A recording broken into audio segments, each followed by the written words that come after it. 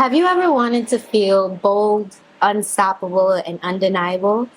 If so, this might be the makeup look for you. We really want our eyes to seem bigger, bolder, more defined. Do not drag it along. Try to keep it light, smooth, and just be careful. Have you ever wanted to feel bold, unstoppable, and undeniable?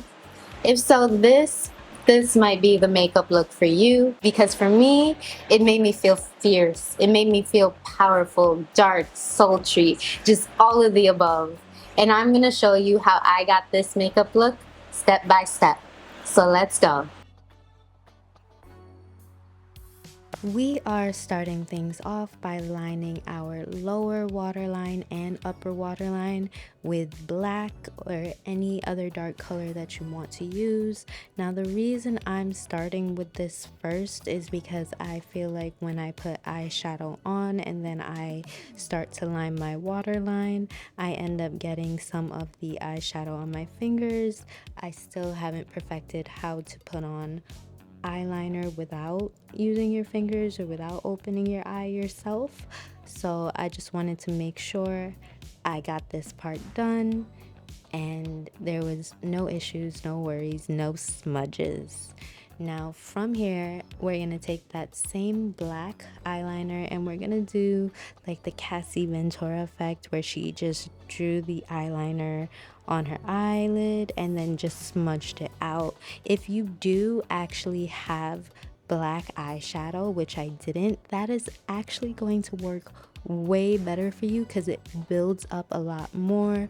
The eyeliner pencil that I have, it's nice, it smudges, but I feel like it can easily fade everywhere on your eye, and then you have to continuously build it up over and over again. It gets a little bit messy. So if you do have black eyeshadow or even a dark brown eyeshadow, if you're gonna use browns, then that would be so much better. But for me, I'm using black, and I actually got this eyeliner tool to help me because I'm tired of focusing so much on my eyeliner. I just want to go whoop and I'm done. So this one I'm using to kind of create that wing, and I'm only making sure the black is on the upper third of my upper waterline, like right where the eyeliner goes in the corner, and just kind of smudge it out into the outer corner of my lid because that's where the darkest part of our makeup is going to be. From there, we're just gonna touch it up, make sure that's nice and smooth, because it's really going to kind of be our guideline, if anything. And then we're gonna go back and use that same black for the under eye, and we're just gonna drag it across from the beginning to the end because we really want our eyes to seem bigger, bolder, more defined, and we want that black to be heavy underneath because this is a dark and sultry look. And then from there, we're gonna take like a nice burgundy or plum color, and we're gonna kind of put it on that upper middle third of our eye. Sorry if this is complicated, but we're just gonna take that from the middle and kind of blend it into that black so it fades. Now what I'm actually doing is I'm just patting it on because I want that color to stay there, but I don't want to blend it yet. I'm gonna wait until the end when all the colors are in place to blend it because I want to make sure I have enough pigmentation when I'm doing this. Then from there, we're gonna go into the inner corner of our eye, just right above the lashes, and we're gonna add just a lighter reddish color, not too light that you can't see it. Remember, we want the color there. And then we're gonna take that excess pigment that we had and we're gonna blend it up and around the eye and blend it to match with that plum or maroon color that you use. The goal of this is to have the front of the eye be kind of light and then fade into darkness, but make sure there's pigmentations throughout. Then we're gonna take a blending brush and we're just gonna kind of tap to blend where all these colors meet. So mainly around that plum or maroon color just on the edges of that color, just to make it kind of match, kind of blend. Nothing too strong. We want this to be smooth. Now, I'm not a lash girly, so I got half lashes because it's not my full eye and I could just work with it on the edges. And I'm gonna go ahead and try that. I've never done this before, so be patient with me.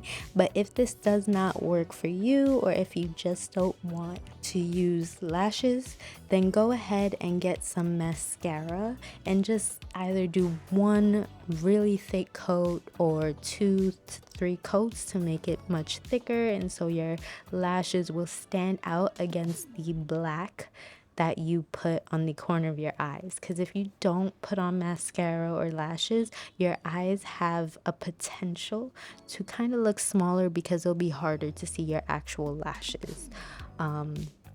But from there, as you can see, I actually did pretty good with getting my lashes on. It actually took me 2 tries with the first one and then 1 try with the second lash. Honestly, half lashes are so much easier to use than full lashes or clusters. Clusters are so much work, but if you're good at it, then you're great. So once these lashes are on, just give it some time to dry on your lashes before slightly pushing it up just to make sure it fits.